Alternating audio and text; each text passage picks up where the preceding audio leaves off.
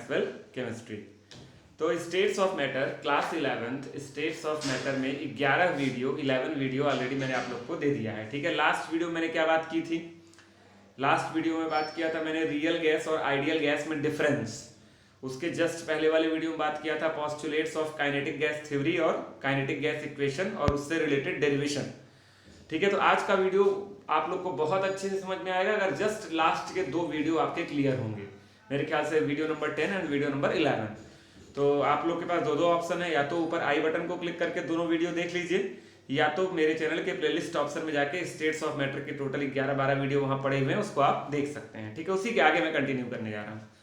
आज का जो हमारा टॉपिक है वो हम बात करेंगे वान डर वाल रियल गैस इक्वेशन। वान डर वाल नाम के एक साइंटिस्ट थे जिन्होंने रियल गैस के ऊपर अपना एक नया इक्वेशन दिया। जैसे आइडियल गैस इक्वेशन आप बहुत पहले ही पढ़ चुके हैं, लेक्चर नंबर 5 में ही मैंने आपको पढ़ाया था इस चैप्टर के। आइडियल गैस इक्वेशन क्या होता है? PV is equal to NRT. लेकिन ये PV is equal to NRT तभी सही है जब हम गैस को क्या मानते हैं? आइडियल मानते हैं। और गैस को आइडियल मानने के अपने कुछ क्राइटेरिया जो मैंने आप लोग को वीडियो नंबर 10 में बताया था, postulates of kinetic gas theory. अगर हम काइनेटिक गैस थ्योरी के सारे पोस्टुलेट्स को सही मानते हैं तब उससे जाकर डिराइव होता है हमारा क्या? Ideal gas equation PV is equal to NRT. लेकिन हकीकत में ऐसा होता नहीं है, बहुत से पोस्टुलेट्स वायलेट करते हैं आगे जाकर। तो इसीलिए आया हमारा real gas equation and that is also called van der Waals equation. लेकिन उसको समझने के लिए थोड़ा सा मैं आपको याद दिलाऊंगा। देखिए मैंने यहाँ पर लिखा भी हुआ है आइडियल गैस और रियल गैस।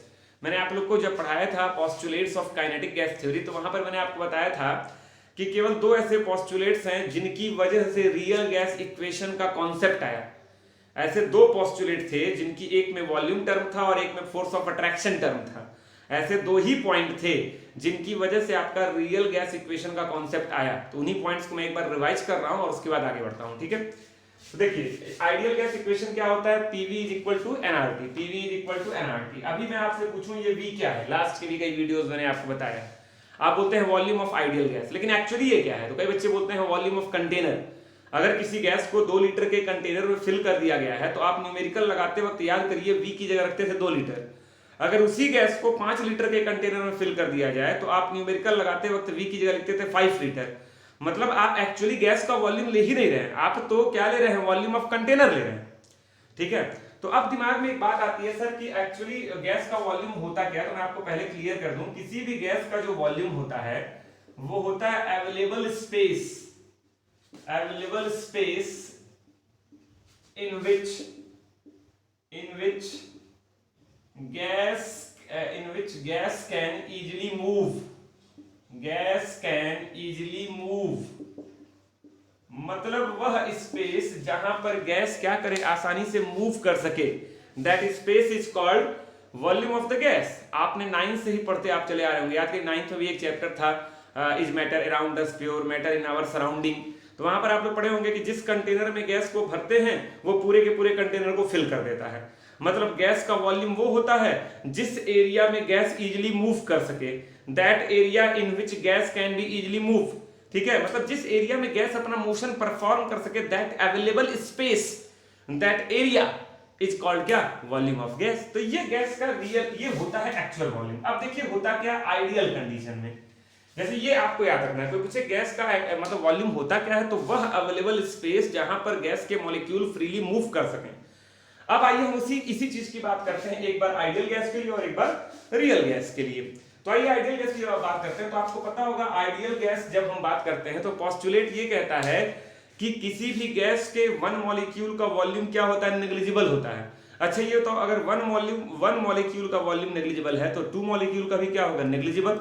अरे भाई नेग्लिजिबल इंटू 2 बराबर नेग्लिजिबल, 0 इंटू 2 बराबर 0 ही तो होता है। मतलब आइडियल गैस कॉन्सेप्ट तब फॉलो होता है जब गैस का अपना खुद का वॉल्यूम क्या माना जाता है? 0। जैसे कि एग्जांपल के तौर पे मान लीजिए यहाँ पर हमने इसमें गैस भर दिया है। ठीक है, चारों तरफ गैस फ्रीली मूव कर रहा है, पूरे कंटेनर में गैस क्या कर रहा है? मूव कर रहा है। लेकिन अगर सारे गैस के मॉलिक्यूल को मैं एक कोने में इकट्ठा करूं, अगर मैं एक जगह इकट्ठा करूं तो वो बड़े छोटे से एरिया में आ जाएगा। ऐसा मेरा मानना नहीं है, ऐसा किसका मानना है? काइनेटिक गैस थ्योरी का। काइनेटिक गैस थ्योरी कहती है गैस के एक मॉलिक्यूल का अपना कोई वॉल्यूम होता ही नहीं। तो अगर गैस के एक मॉलिक्यूल का अपना कोई वॉल्यूम है ही नहीं, मतलब सारे मॉलिक्यूल्स को इकट्ठा करोगे तो बहुत छोटे से एरिया में उमड़ जाएगा। ठीक है, अच्छा ये बताओ अगर सारे मॉलिक्यूल को इकट्ठा किए तो इतने छोटे से एरिया में उमड़ गया। अगर वो छोटे से एरिया में हट गया तो ये सारा का सारा एरिया क्या है, उसके लिए फ्री है, मतलब अवेलेबल स्पेस है जहां पर गैस के मॉलिक्यूल इजीली फ्री मूव कर सकते हैं। ये आपका क्या हो गया, बोलो, अवेलेबल स्पेस। मतलब इस पॉइंट पर ध्यान दीजिएगा, ऊपर क्या लिखा हुआ है, वॉल्यूम ऑफ गैस की available space in which gas can easily move. तो ये बताओ, ये जो अवेलेबल स्पेस है वो लगभग कंटेनर के वॉल्यूम के ही तो बराबर है। अरे भाई, इतने बड़े में से इतना पिद्दू सा अगर निकाल दोगे तो क्या मिलेगा, बड़ा ही मिलेगा। 1 लाख में से 1 रुपया घटा दोगे तो 1 लाख तो बचा। अब कई रुपये नहीं, पूरा हम मैथ लगाएंगे सर, 99,999 रुपया बचा, नहीं, लगभग 1 लाख ही तो बचा।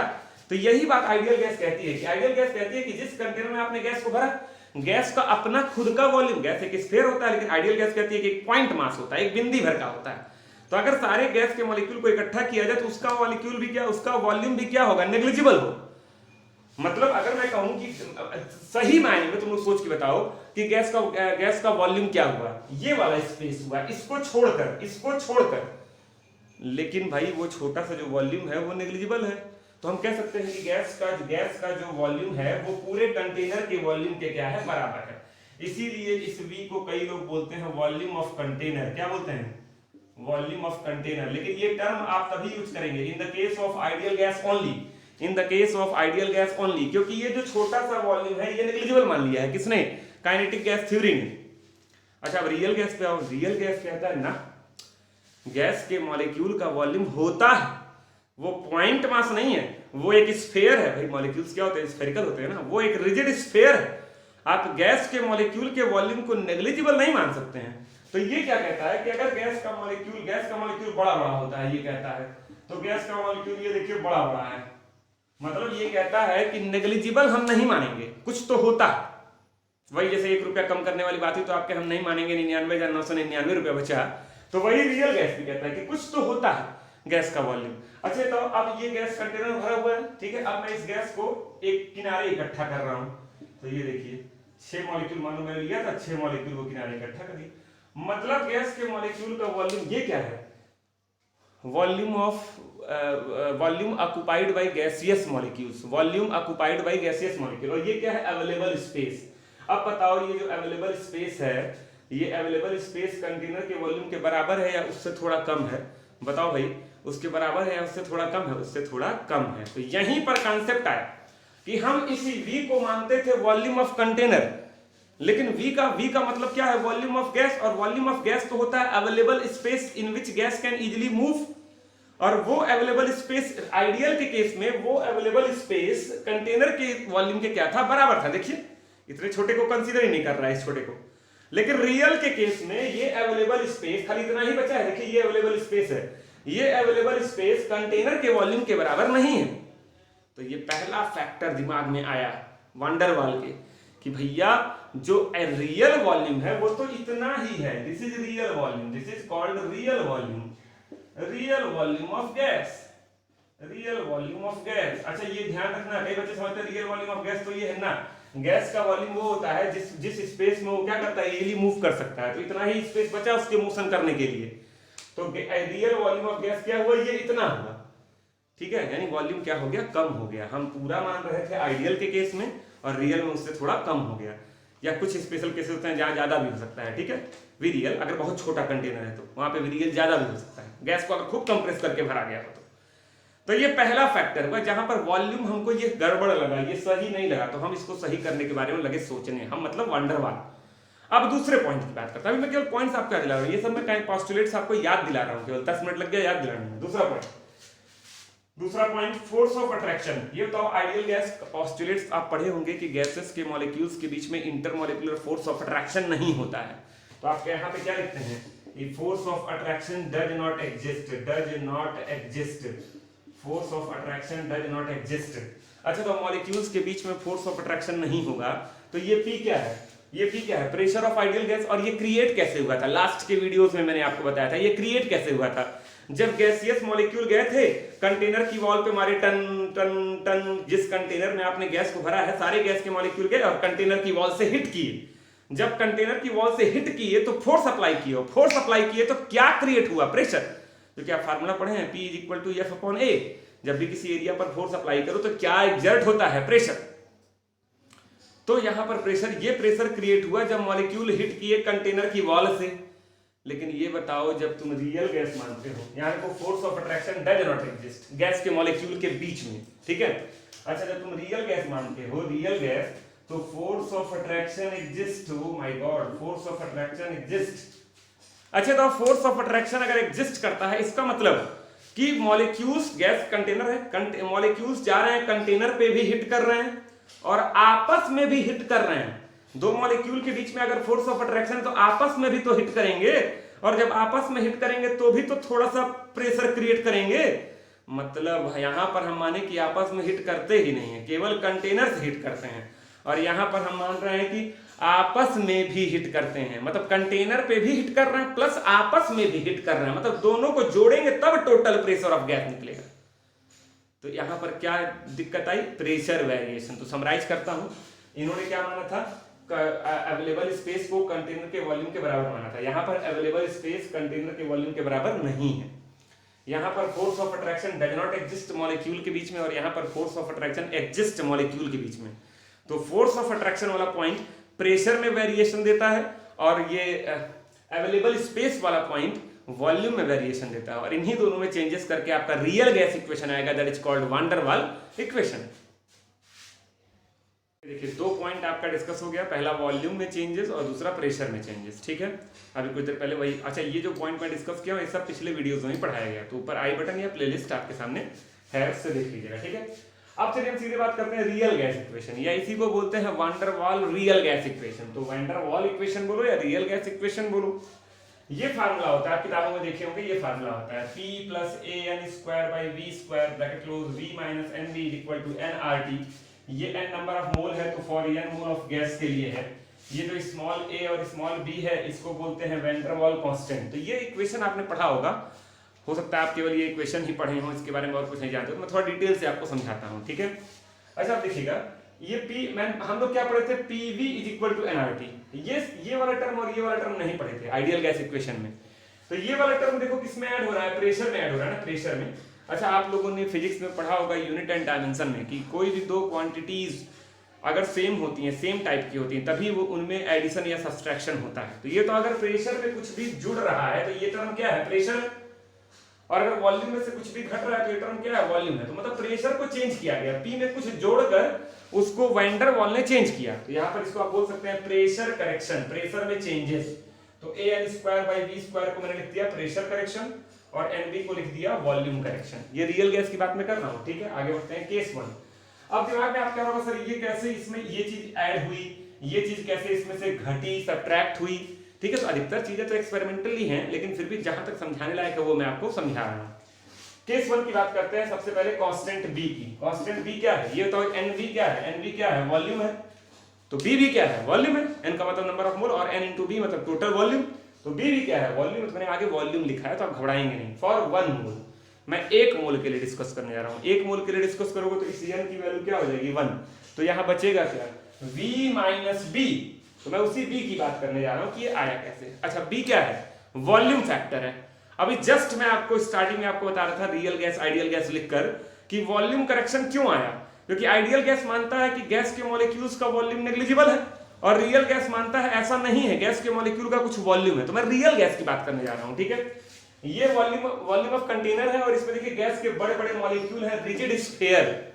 और फिर मैंने क्या किया, इन सारे मॉलिक्यूल को एक किनारे कर दिया, तो इतना स्पेस मॉलिक्यूल्स ने ऑक्युपाई कर लिया, और ये स्पेस छूट गया, ये स्पेस क्या हो गया, छूट गया।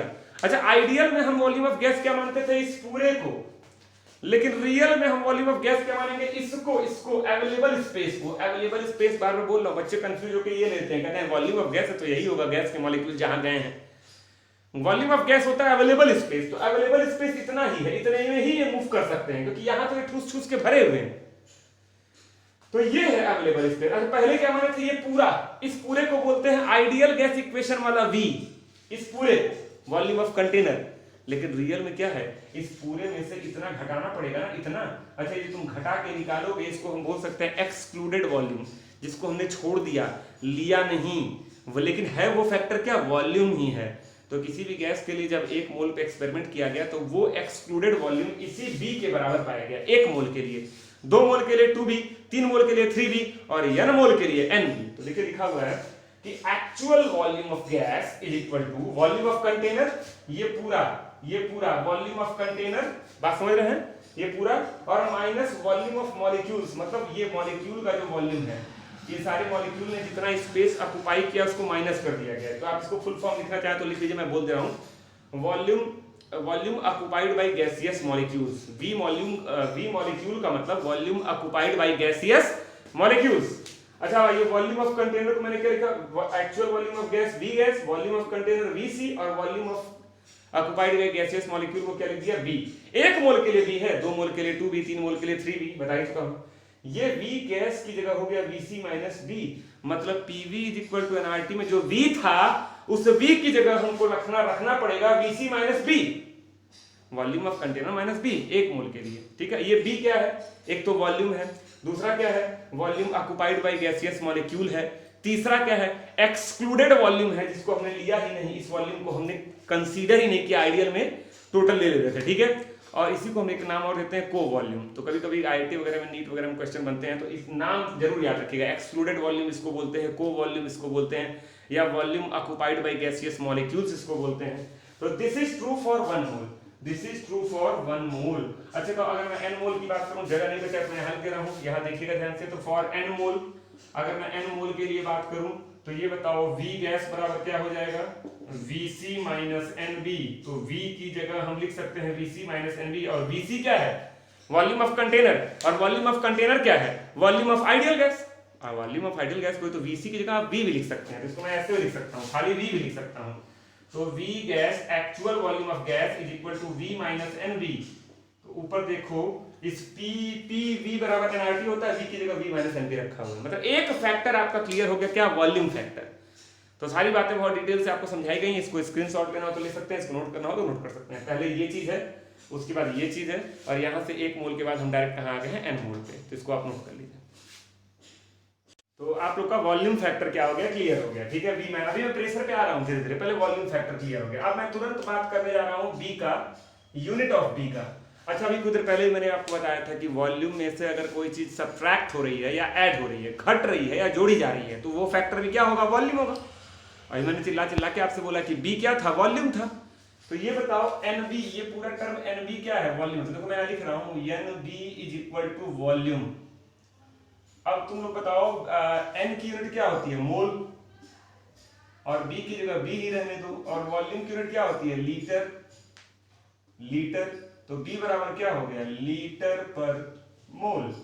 तो this is the unit of B, this is the unit of B।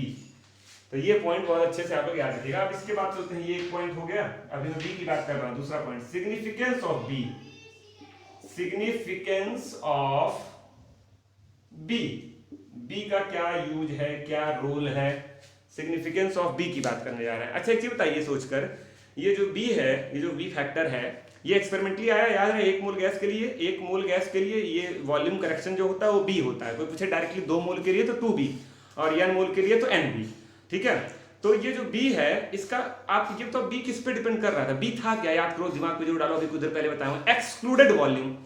जिस कोने में गैस के मॉलिक्यूल आ गए थे, ठीक है, उस कोने को हमने छोड़ दिया था और बाकी बचे हुए स्पेस को हमने ले लिया था। तो वो B क्या था, एक्सक्लूडेड वॉल्यूम, जिसको हमने घटा दिया था। तो ये तो अगर गैस के मॉलिक्यूल बड़े होंगे तो एक्सक्लूडेड वॉल्यूम क्या होगा, ज्यादा होगा। अगर गैस के मॉलिक्यूल छोटे छोटे होंगे तो एक्सक्लूडेड वॉल्यूम क्या होगा, कम होगा। आइडियल गैस में यही तो माना गया था कि गैस के मॉलिक्यूल्स बहुत छोटे होते हैं, तो कुछ एक्सक्लूड ही नहीं किया था, वो VC वॉल्यूम ऑफ कंटेनर को ही मान लिया था आइडियल गैस इक्वेशन। लेकिन रियल में हम मान रहे हैं कि गैस के मॉलिक्यूल इतने बड़े हैं, दूसरा इतना बड़ा, तीसरा इतना बड़ा, चौथा इतना बड़ा, तो इतने वॉल्यूम को हमने क्या कर दिया था, निकाल दिया था, एक्सक्लूड कर दिया था। तो आप कह सकते हैं कि small b is directly proportional to the excluded volume, या आप कह सकते हैं कि b is directly proportional to the size of molecules। तो यहाँ पर देखिए मैं लिख रहा हूँ, ये चीज याद रखिएगा। कंपटीशन वगैरह में क्वेश्चन बनता जरूर है, बहुत ज्यादा, बहुत मजे से पूछता है, क्योंकि वो जानता है कि एकेडमिक लेवल पे या किताबों में इतना डिटेल से नहीं दिया हुआ है, तो बच्चे केवल वही पढ़ लेते हैं, वैन डर वाल इक्वेशन बहुत ज्यादा पढ़ लेते हैं, A और B का यूनिट पढ़ लेते हैं, तो और डीप में घुस के लगता है क्वेश्चन पूछने, बस यही फर्क है। ठीक है, तो B is directly proportional to size of molecules. B is directly proportional to size of molecules. आपको ये एक चीज याद रखनी है, गैस जितना बड़ा मॉलिक्यूल होगा गैस का, उस गैस के लिए B की वैल्यू उतनी ही ज्यादा होगी। ठीक है, अब इस पे जैसे कुछ क्वेश्चन ऐसे ओरली बता दे रहा हूं।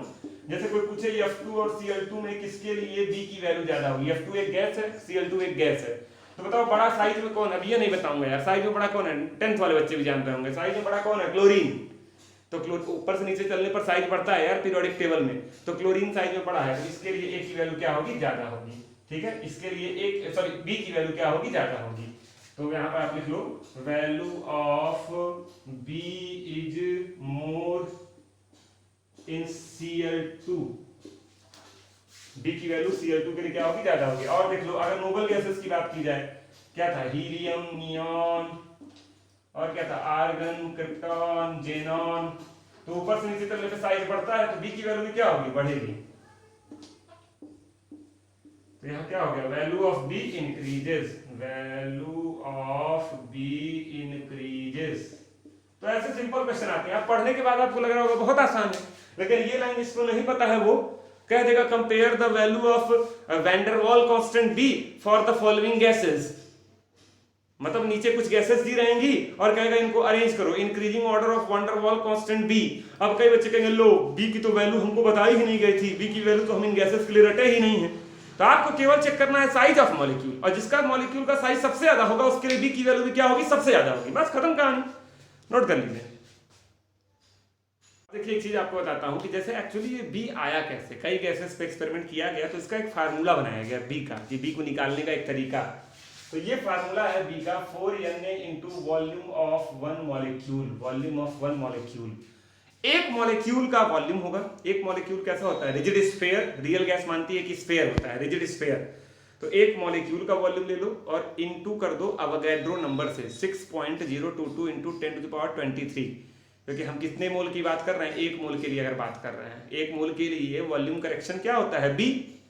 लेकिन उस B की वैल्यू कैसे निकालते हैं, एक मोल के लिए वॉल्यूम करेक्शन होता है B, लेकिन उस B की वैल्यू कैसे निकालते हैं। तो B की वैल्यू कैसे निकालते हैं कि एक मोल में कितने मॉलिक्यूल होते हैं, Na 6.022 इंटू 10⁻23, और उसमें मल्टीप्लाई कर दो एक मॉलिक्यूल के वॉल्यूम से। तो ये टर्म आपको समझ में आ रहा होगा क्यों Na का मल्टीप्लाई हुआ वॉल्यूम ऑफ वन मॉलिक्यूल में, क्योंकि एक मोल की हम बात करें। तो कब से मैं पूरे वीडियो में बता रहा हूं कि B इज फॉर 1 मोल, 2 मोल के लिए हो जाएगा वॉल्यूम करेक्शन 2 मोल, और n मोल के लिए हो जाएगा NB।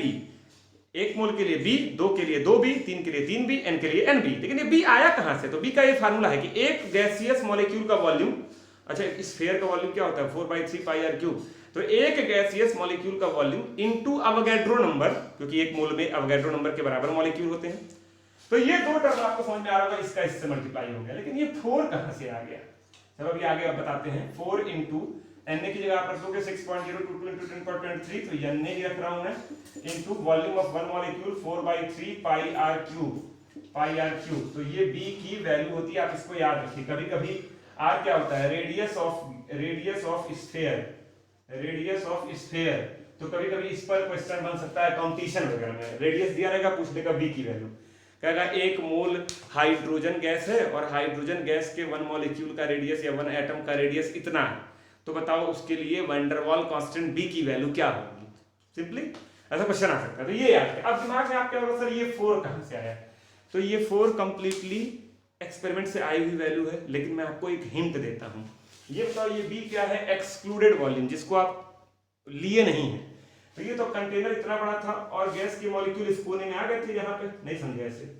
अच्छा बताओ ऐसे इतना वॉल्यूम आपने छोड़ दिया था, यही तो B था। अच्छा बताओ इतना वॉल्यूम, मान लो इसके अंदर कितने मॉलिक्यूल है, Na मॉलिक्यूल है अवोगाड्रो नंबर के बराबर एक मोल के लिए, और एक मॉलिक्यूल का वॉल्यूम क्या है 4/3 πr³। एक मॉलिक्यूल का वॉल्यूम क्या है 4/3 πr³, और कितने मॉलिक्यूल थे अवोगाड्रो, इसको इससे मल्टीप्लाई कर दिया। बात है सर ये 4 कहां से आ रहा है, तो इसके आने के पीछे का रीजन क्या है। ये तो गैसियस मॉलिक्यूल के बीच में ये देखो स्पेस दिख रहा है तुमको, स्पेस इसको बोलते हैं गैप या वॉइड। ये देखिए स्पेस, ये देखिए स्पेस, ये स्पेस, ये स्पेस, ये स्पेस, ये स्पेस, ये सारे स्पेस आपको दिख रहे हैं। हाँ, तो जब आप वॉल्यूम एक्सक्लूड करते हैं तो उन गैसों के बीच में भी तमाम तरह के स्पेस बच जाते हैं, छूट जाते हैं, उसी के लपेटे में आ जाते हैं, तो उनको तो हम कंसीडर ही नहीं करते, वॉल्यूम भी तो एक्सक्लूड हुआ है। तो इसीलिए ये फैक्टर आया 4। तो मैंने आपको केवल एक हिंट दिया कि ये 4 कहां से आया।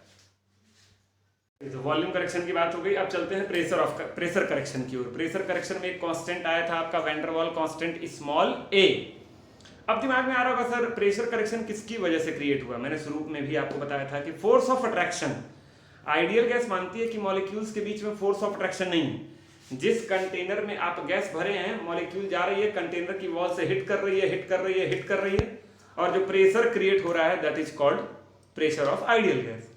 लेकिन रियल गैस क्या कहती है कि एक कंटेनर में अगर आप मॉलिक्यूल्स को भरे हैं तो मॉलिक्यूल जाके वॉल पे तो हिट कर ही रहे हैं, चलिए ठीक है, मैं ये बात आइडियल गैस की मान लिया सही। लेकिन दोनों मॉलिक्यूल्स के बीच में भी फोर्स ऑफ अट्रैक्शन है, वो दोनों आपस में भी हिट कर रहे हैं। उस प्रेशर को कौन जोड़ेगा? नहीं समझा आपको? गैस के मॉलिक्यूल आपस में भी तो हिट कर रहे हैं, आखिर उस प्रेशर को कौन लेके चलेगा? वो छोड़ दिया जाए, हम उसको भी लेके चलेंगे। मतलब टोटल प्रेशर क्या हो गया? वॉल पे हिट करने से क्रिएट हुआ प्रेशर और प्लस आपस में भिड़ने से क्रिएट हुआ प्रेशर। आइडियल गैस ने केवल वॉल वाला लिया था, आपस वाले को आइडियल गैस ने जीरो माना था। क्यों? क्योंकि there is no force of attraction between the molecules. ऐसा कौन कहता है? काइनेटिक गैस थ्योरी कहती है फॉर आइडियल गैस। तो वही चीज मैंने यहां पर लिखा है कि in ideal gas P is equal to क्या था? Hitting of molecules on the wall, ठीक है, उसकी वजह से क्रिएट हुआ था। और in real gas P is equal to क्या? Hitting of molecules on the wall plus देखिए plus hitting of molecules with each other, मतलब आपस में जो भिड़ रहे हैं उससे। तो प्रेशर ऑफ गैस क्या हो गया? जैसे इसके पहले निकाले थे वॉल्यूम ऑफ गैस, तो प्रेशर ऑफ गैस क्या हो गया? P। ये क्या है? ये तो आइडियल गैस का ही प्रेशर है, ये आइडियल गैस का ही तो प्रेशर है ये। और यही चीज यहां पर भी तो लिखे हैं, मतलब ये किसके बराबर है भाई? इसी P के बराबर है। तो P और प्लस उसमें जोड़ दिए जो मॉलिक्यूल आपस में हिट कर रहे हैं, P इंटरनल, अंदरवा जो हिटिंग हो रही है एक दूसरे के साथ। अब एक्सपेरिमेंटली ये पाया गया कि जो P इंटरनल होता है वो n square upon v square के डायरेक्टली प्रोपोर्शनल होता है एक्सपेरिमेंटली, ठीक है। तो P internal is directly proportional to n square by v square, और ये इंप्लाई करता है P इंटरनल लिखा है, एक कांस्टेंट आ गया a, van der Waals constant a, n square by v square. अब इस चक्कर में मत पड़ना कि सर ये n square by v square और a कहां से आया। थोड़ा सा आपको समझाना चाहूंगा कि जैसे अंदर मैं इंटरनल प्रेशर की बात कर रहा हूं, वॉल पे जो कर रहा हूं तो फिक्स है। जब अंदर के मॉलिक्यूल, ये दो मॉलिक्यूल हैं, दोनों एक दूसरे को हिट कर रहे हैं, तो दोनों एक दूसरे को हिट कर रहे हैं, तो ये भी प्रेशर क्रिएट किया और ये भी प्रेशर क्रिएट किया। मतलब दो मॉलिक्यूल थे, दोनों प्रेशर क्रिएट किए। ये जब इससे भिड़ा, ये गया इससे भिड़ गया, लेकिन क्रिएट प्रेशर दोनों जगह हुआ है, डबल प्रेशर क्रिएट हो रहा है एक मॉलिक्यूल के भिड़ने से। तो अगर मैं बात करूं कि एक कंटेनर में n मोल है गैस के, तो उसका वॉल्यूम है v, तो कंसंट्रेशन क्या हुआ? कंसंट्रेशन क्या हुआ? n/v। लेकिन हर एक मॉलिक्यूल दोगुना प्रेशर क्रिएट कर रहा है। ये गया इससे भिड़ा, गया एक ही मॉलिक्यूल भिड़ा, लेकिन प्रेशर दोनों पे क्रिएट हुआ, दोनों ने फोर्स महसूस किया।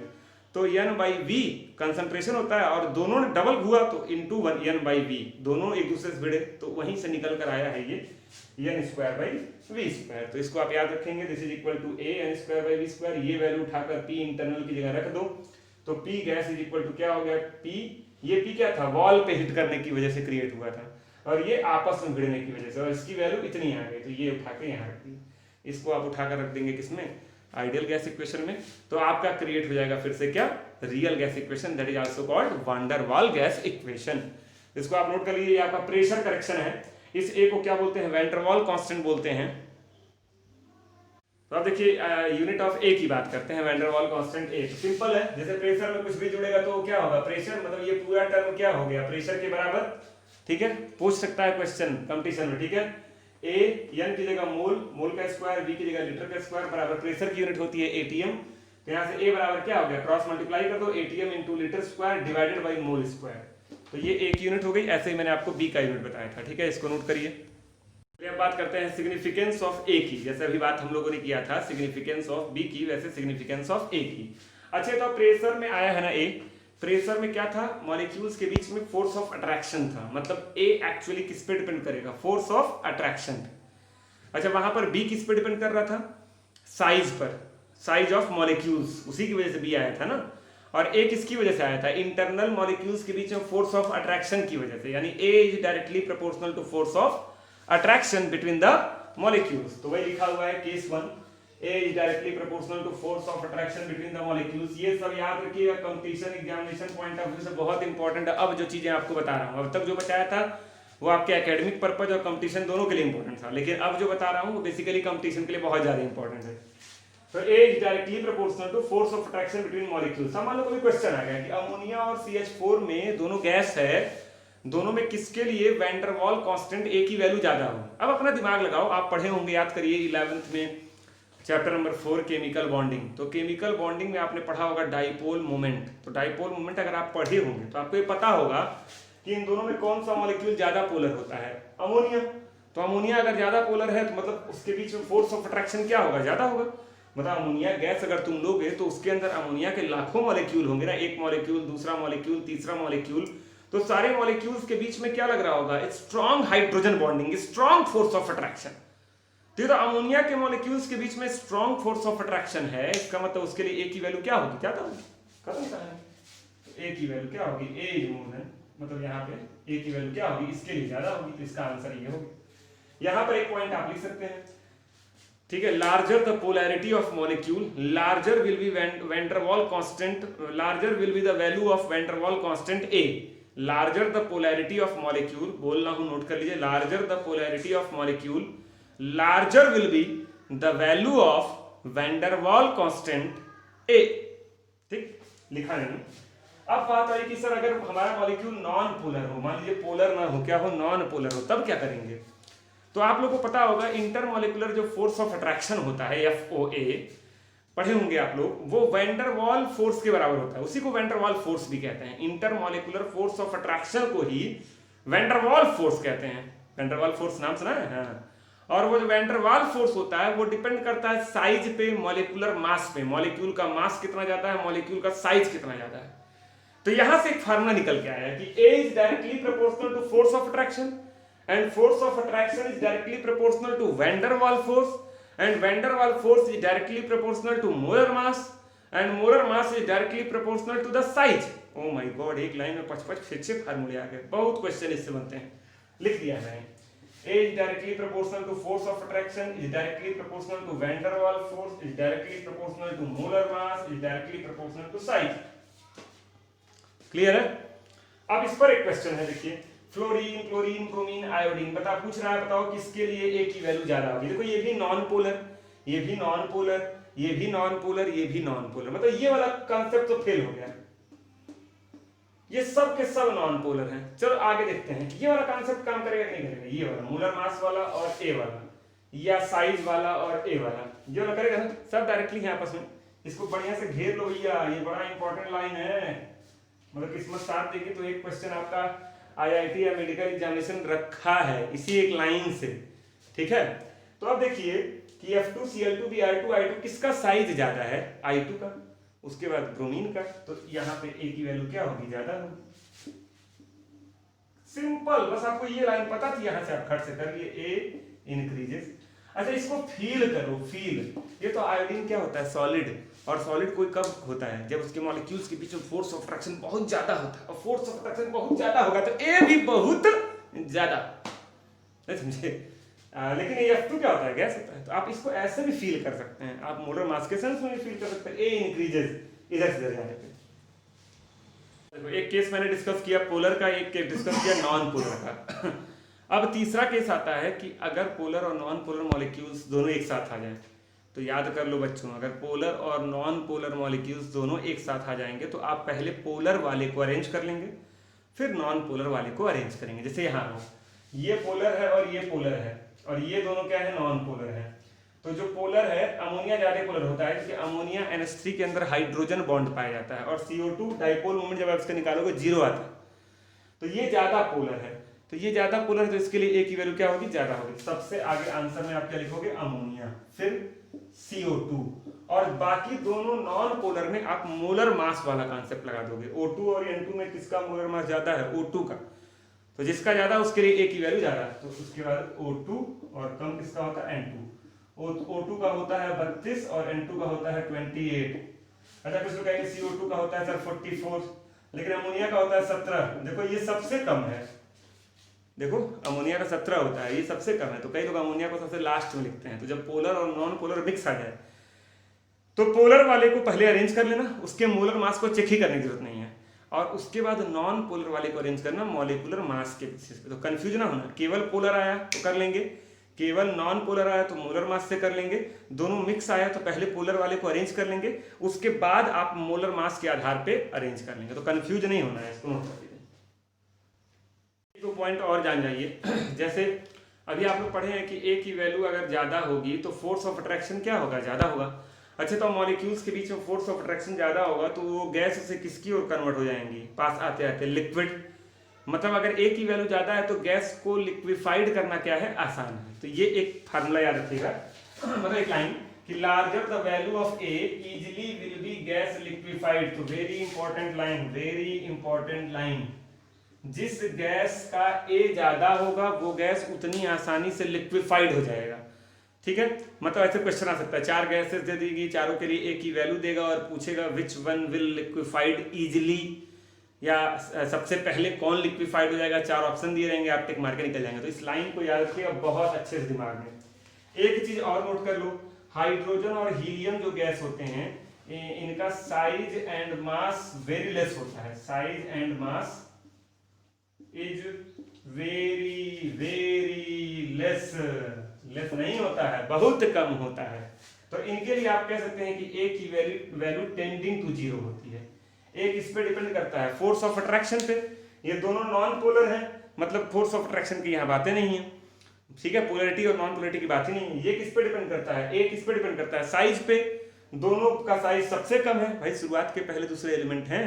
एक इस पे डिपेंड करता है मास पे, दोनों का मास सबसे कम है, तो मास भी कम, साइज भी कम, चार्ज भी नहीं है, पोलर भी नहीं है, तो इनका ए लगभग क्या होता है, टेंडिंग टू 0 होता है। तो कभी ऐसा क्वेश्चन पूछ सकता है कि what is the value of van der वाल कांस्टेंट फॉर हाइड्रोजन गैस, तो आप क्या बोल देंगे खटाक से, 0। चलिए देखिए, वीडियो बहुत लंबा हो चुका है, थोड़ा फास्ट चलेंगे, 2-3 चीजें छोटी छोटी और बतानी है। ठीक है, देखिए यहाँ पर लिखा हुआ है, ये तो आपने लिखा क्या, van der Waals equation, real gas equation. अच्छा, ये चीज देखो, लास्ट वीडियो मैंने आपको पढ़ाया था कंप्रेसिबिलिटी फैक्टर, लास्ट वीडियो में पढ़ाए थे यार, प्लीज जाके देख लेना। ठीक है, ऊपर आई बटन पे भी आपको वीडियो मिल जाएगा, और मेरे प्लेलिस्ट में जाइएगा, स्टेट्स ऑफ मैटर के 11 वीडियो पढ़े, इसको लेके 12 हो जाएंगे, तो वहां पर भी आपको मिल जाएगा, तो प्लीज देख लेना यार। ठीक है, तो अब देखो Z इक्वल टू क्या हो गया, PV बाई NRT होता है, इसमें मैं जाऊंगा नहीं, ये कहां से आया, Z equal to V real by V ideal होता है, ये 2 फार्मूले होते हैं, ये सब हम लोग पढ़ चुके हैं। आगे बढ़ते हैं, कुछ केसेस की मैं बात करूंगा, जैसे एक बार लो प्रेशर की बात करूंगा, फिर एक बार हाई प्रेशर की बात करूंगा रियल गैस पे। ठीक है, तो केस 1 में बात करने जा रहा हूं लो प्रेशर, लेकिन 1 मोल के लिए, 1 मोल के लिए लेके चलते हैं, थोड़ा आसान पड़ेगा। ठीक है ना, सारी बातें 1 मोल के लिए कर रहा हूं। तो 1 मोल के लिए करोगे तो ये n की वैल्यू क्या हो जाएगी, 1, ये n की वैल्यू क्या हो जाएगी, 1, ये n की वैल्यू क्या हो जाएगी, 1। तो याद रखना 1 ही मोल के लिए बात कर रहा हूं। तो देखो लिखा हुआ है एट लो प्रेशर फॉर 1 मोल, और टेम्परेचर मॉडरेट का मतलब भी जान जाओ भाई, टेम्परेचर ना तो बहुत कम रखना है ना तो बहुत ज्यादा रखना है, बीच में रखना है, मतलब मीडियम साइज का टेम्परेचर रखना है। ठीक है, अच्छा देखिए, एट लो प्रेशर, अगर प्रेशर लो है, एरो डाउन मतलब लो है, तुम लोग खुद सोच के बताओ यार, जब भी किसी गैस का प्रेशर कम होता है, तुम प्रेशर लगाओ ही मत, बहुत कम रखो, तो ये बताओ वॉल्यूम क्या होता है, गैस क्या होती है, एक्सपैंड करती है, गैस एक्सपैंड करती है, फैलती चली जाती है। अगर तुम उसको रोकोगे नहीं, प्रेशर लगाओगे नहीं, तो फैलती चली जाएगी। मतलब छोटे से बर्तन से पूरे कमरे में, पूरे कमरे से पूरे मोहल्ले में, पूरे मोहल्ले से पूरे जिले में, और पूरे जिले से पूरे देश में। मतलब अगर तुम प्रेशर कम रखोगे तो गैस एक्सपैंड करेगी, पता है ना, गैस एक्सपैंड करेगी, उसका वॉल्यूम बहुत ज्यादा होगा। इस चीज को अप्रूव करते हैं, देखिए कैसे, आइए। तो देखो लो प्रेशर पे वॉल्यूम विल बी हाई, ऊपर होगा, गैस एक्सपैंड करेगी। ठीक है, ये तो लिख दिया। अब इस फार्मूले पे आओ, इस चीज को देखो, इस चीज को यहाँ 1 मोल की बात कर रहे हैं, 1 मोल की, 1 मोल की, तो n की वैल्यू 1 हो जाएगा, तो V माइनस बी, तो क्या लिखा, V minus b almost equal to V। क्यों भैया, ऑलमोस्ट इक्वल टू V। ठीक है, अगर तुम कोई चीज को कि ये V क्या है, बहुत ज्यादा है, जब गैस एक्सपैंड करेगी तो जितने एरिया में एक्सपैंड करेगी वही तो होगा आइडियल गैस का वॉल्यूम। तो ये V क्या है, आइडियल गैस का वॉल्यूम ही तो है, उसमें से जब V घटाओगे तब ना रियल गैस का वॉल्यूम मिलेगा। मतलब अगर गैस एक्सपैंड कर रही है बहुत ज्यादा लो प्रेशर पे, तो ये V बहुत ज्यादा है, और बहुत ज्यादा में से तुम घटा रहे हो क्या, छोटू सा B, छोटा सा B। अच्छा, बहुत ज्यादा में से छोटा सा B घटाओगे तो क्या आएगा, बहुत ज्यादा ही आएगा। 50 करोड़ में से 50 पैसा घटाओगे तो क्या आएगा, 50 करोड़ ही आएगा। तो V बहुत ज्यादा में से छोटा सा घटाओगे तो बहुत ज्यादा ही आएगा। तुम तो ये B मैं इसको नेग्लिजिबल नहीं मान रहा हूं, ये भी इसके सामने कुछ नहीं है, तो मैंने v माइनस बी को v ही लिख दिया। सही है, सही है ना। जब इस v माइनस बी को v लिख दिया तो ये v उठाकर यहां रख दिया। v माइनस n क्यों बनवाना हूं, 1 मोल की बात हो रही है, बार बार बोल रहा हूं n 1 मोल की बात हो रही है, तो v माइनस बी की जगह v ही रख दिया, v उठा के रख दिया। अब रख के देखते हैं क्या आता है। अब यहाँ n को 1 मानोगे तो p plus a by v square, p plus a by v square, यहाँ से देखना, यहाँ से इसके बाद यहाँ चले आना, जगह कम था, मैं सोचा एक ही बोर्ड में आ जाए। और v माइनस एन बी की जगह रख दिए क्या, v रख दिए बराबर आर टी, n की जगह 1 रख दिए हैं क्योंकि एक ही मोल की बात हो रही है, तो कंफ्यूज नहीं होने का, ठीक है। तो ये एक्सप्रेशन आ गया, इसको मल्टीप्लाई कर दिए, p का v से किए pv हो गया, a बाई वी स्क्वायर का v से किए v से एक v कट गया, बचा a बाई वी बराबर आर टी। अब RT से सब में डिवाइड कर दिए तो PV अपॉन RT, यहाँ RT से डिवाइड करो तो A अपॉन VRT, यहाँ RT से डिवाइड करोगे RT डिवाइडेड बाई RT आ गया 1, ये आ गया। अच्छा PV बाई RT को क्या बोलते हैं, इनको PV बाई NRT को बोलते हैं Z, और 1 मोल के लिए N की वैल्यू क्या होती है 1, तो PV बाई RT को क्या बोलते हैं Z, 1 मोल के लिए, तो इसकी जगह रख दिए Z। देखो यहाँ रख दिए Z, दिख रहा है, यहाँ से उठाकर यहाँ Z plus A by VRT बराबर 1, यहाँ से z बराबर क्या आ गया, 1 में से इस टर्म को उधर ले जाके घटा दिए, 1 minus a by b R T. बहुत ध्यान से देखो बच्चा, 1 में से कुछ घटा रहे हैं, अच्छा 1 में से कुछ घटाओगे तो वैल्यू लेस देन 1 आएगी। अगर 1 में से कुछ भी घटाइएगा तो वैल्यू क्या आएगी, लेस देन 1 आएगी। तो क्या बात कर रहे थे हम, कोई आ गया था इसमें मुझे तुरंत जाना पड़ा, ठीक है। तो हम लोग बात कर रहे थे क्या, हाँ कि z की वैल्यू देखो 1 में से कुछ घट रहा है तो ये z की वैल्यू क्या हो गई, लेस देन 1 हो गई। और लेस देन 1 आप लोग को पिछले वीडियो में पढ़ाया गया था कि z की वैल्यू लेस देन 1 हो तो नेगेटिव डेविएशन, अट्रैक्टिव फोर्सेस, तो अगर z की वैल्यू लेस देन 1 है मतलब v real is less than v ideal, gas compress हो रही है, गैस कंप्रेस हो रही है, ठीक है, एंड अट्रैक्टिव फोर्सेस, ठीक है, इसको आप लोग नोट कर सकते हैं। और क्लियर जान लो, ये जैसे यहाँ लिखा हुआ एक्सपेंशन और यहाँ लिखा हुआ कंप्रेशन, तो कई बच्चे इसी में कंफ्यूज होते हैं। मेरी बात को ध्यान देना, मैंने गैस का प्रेशर लो किया, गैस एक्सपेंड करने लगी, तो जब गैस फैलने लगेगी तो अब मुद्दा ये उठ रहा है कि जब गैस फैल रही है तो उस समय गैस के मॉलिक्यूल्स के बीच में अब कौन सा फोर्स हावी होगा, ठीक है। तो जब गैस फैलने लगेगी तो वहां पर कौन सा फोर्स हावी होने लगेगा, अट्रैक्टिव, उसको फैलने से रोकने की कोशिश करेगा गैस के अंदर। ऐसा कौन कहता है, रियल गैस का ये मानना है, ठीक है, कि गैस के मॉलिक्यूल्स को अट्रैक्ट करने की कोशिश करेगी, गैस बहुत तेजी से फैल, बहुत दूर तक फैल ना जाए। लो प्रेशर पे, लो प्रेशर आप करेंगे, ठीक है, गैस एक्सपेंड कर रही है, लेकिन मॉलिक्यूल्स के बीच में कौन सा फोर्स ऑफ अट्रैक्शन लगेगा, अट्रैक्टिव, और वो क्या ट्राई करेगा कि मॉलिक्यूल्स क्या हो जाए, कंप्रेस हो जाए। वो बात अलग है कि आपने प्रेशर लो रखा है और गैस क्या हो रही है, एक्सपेंड हो रही है। अब देखिए केस 2 की बात कर रहे हैं, जब प्रेशर क्या होगा हमारा, हाई होगा। अच्छा तो प्रेशर अगर हाई हो गया, प्रेशर हाई है, ठीक है, ये तो अगर तुम प्रेशर बहुत हाई रखोगे, यहां से लेके चलो, ठीक है, इस पॉइंट को पकड़ के चलो, अगर तुम प्रेशर बहुत हाई रखोगे तो इसके सामने ये वाला टर्म क्या हो जाएगा, 0। मैं 1 मोल की बात कर रहा हूं बार बार, तो n की जगह 1 हो जाएगा, ठीक है। तो देखो मैं क्या लिखा हूं, अगर प्रेशर हाई है means p plus a by v square, भाई a by v square n1 था, is almost equal to p। अगर ये p बहुत ज्यादा है तो इसके सामने इसकी कोई औकात नहीं है, तो ये बराबर क्या हो गया p। अब ये उठा के इसमें रख दो, इसकी जगह p, तो p रख दिए, v माइनस b रख दिए, 1 मोल के लिए n1 हो गया बराबर RT, क्रॉस मल्टीप्लाई करो, p इंटू v बराबर pv, p इंटू b बराबर pv बराबर RT, RT से दोनों तरफ डिवाइड कर दिए, pv by RT minus pv by RT बराबर 1। pv बाई RT को क्या बोलते हैं, z, pv बाई RT को क्या बोलते हैं, z बराबर 1 plus pv by RT, 1 plus pv by RT। अच्छा एक चीज बताओ, यहाँ पर ध्यान से देख के बताओ, 1 में कुछ जुड़ रहा है या घट रहा है, जुड़ रहा है, तो जुड़ रहा है मतलब z इज मोर देन 1, और अगर z इज मोर देन 1 है तो आप लोग पढ़े होंगे गैस एक्सपैंड करेगी मींस रिपल्सिव फोर्स एक्ट करेगा और पॉजिटिव डेविएशन। लास्ट के वीडियो में आप लोग को पढ़ाया हूं मैं positive deviation from ideal behaviour, negative deviation from ideal behaviour, तो लास्ट वाला वीडियो कहीं ना कहीं करेक्ट हो गया है रियल गैस इक्वेशन से, तो वही चीजें हैं। तो 2 केस आपको मिले, दोनों केस प्रूफ के साथ आपको मिले, कब z इज मोर देन 1 होगा, कब z इज लेस देन 1 होगा।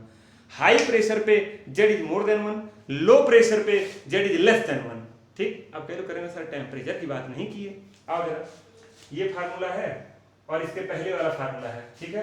इसमें बताओ टेम्परेचर देखो नीचे है, और इसके पहले वाला फार्मूला देखो क्या था, 1 माइनस अपॉन एन RT था नीचे, देखिए, ठीक है। तो दोनों फार्मूले में आप देख रहे हैं T नीचे है, ये तो अगर तुम टेम्परेचर बहुत हाई रखोगे, हाई, मॉडरेट नहीं, बहुत हाई का मतलब 800 केल्विन से ऊपर, 800, 900, 1000, 1200, 1500 केल्विन। अगर तुम टेम्परेचर बहुत हाई रखोगे तो ये टर्म अप्रॉक्स क्या हो जाएगा, 0। नीचे है ना टेम्परेचर, अगर टेम्परेचर बहुत हाई रखोगे तो ये पूरा टर्म अप्रॉक्स क्या हो जाएगा, 0, और जेड क्या आ जाएगा, 1। तो नोट कर लो, at high temperature gas behaves as a ideal gas. ये पिछले वीडियो में भी बताए थे, बस प्रूफ नहीं किए थे, ग्राफ बनवाए थे लेकिन प्रूफ नहीं किए थे। तो at high temperature gas behaves as a ideal gas because Z is equal to 1। ठीक है, तो याद रखिएगा। तो ये सारी चीज़ें मैंने आज आपको बताई हैं। ठीक है, पूरा का पूरा आपका जो है ये वैन डर वाल इक्वेशन खत्म हो गया है। बहुत डिटेल मैंने आपको पढ़ाया है। इतना चीज़ें अगर आपके दिमाग में बैठ गई होंगी। जेड अगर कभी पूछ ले तुमसे कि हाई प्रेशर पे, कभी क्वेश्चन पूछता है हाई प्रेशर पे जेड की वैल्यू क्या होगी, तो ये होगी। लो प्रेशर पे क्या होगी, जिसके पहले जो डिराइव कराए हैं वो होगी। तो ये वैल्यूज याद रखिएगा, कंपटीशन में आ जाते हैं डायरेक्टली। ठीक है, तो आज के लिए इतना ही। अभी तक चैनल को सब्सक्राइब नहीं किए तो सब्सक्राइब करो, लाइक करो, शेयर करो। Thank you.